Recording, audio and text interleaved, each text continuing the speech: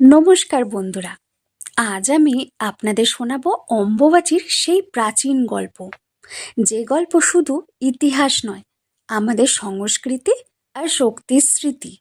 চলুন শুরু করি। অনেক অনেক বছর আগে সতী দেবী নিজের জীবন বিসর্জন দেন।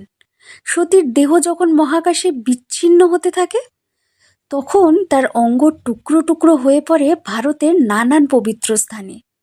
যে স্থানে সতীর গর্ভদেশ পড়েছিল, সেই জায়গা হয়ে ওঠে মা কামাখ্যার শক্তিপীঠ। অম্বুবাচী সেই সময় যখন ধরিত্রী মা ঋতুবতী হন।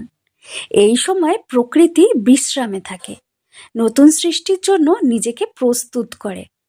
মা কামাখ্যা মন্দিরের দরজা বন্ধ থাকে 3টি দিন।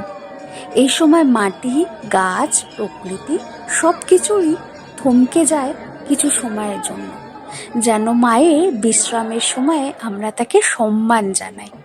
আর চতুর্থ দিনে, হ্যাঁ ঠিক তখনই দরজা খোলে আর লাখো লাখো মানুষ ভিড় করেন মায়ের দর্শন পেতে। সেই আশীর্বাদ পেতে, যে আশীর্বাদ আমাদের জীবনেও আনে শান্তি আর শক্তি। অম্বুবাচী মেলা আসলে আমাদের মনে করিয়ে দেয় প্রকৃতি আর সৃষ্টিকে শ্রদ্ধা করার কথা। এ শুধু মেলা নয়, এ এক আত্মীয় যোগ মা ধরিত্রী আর আমাদের মধ্যে।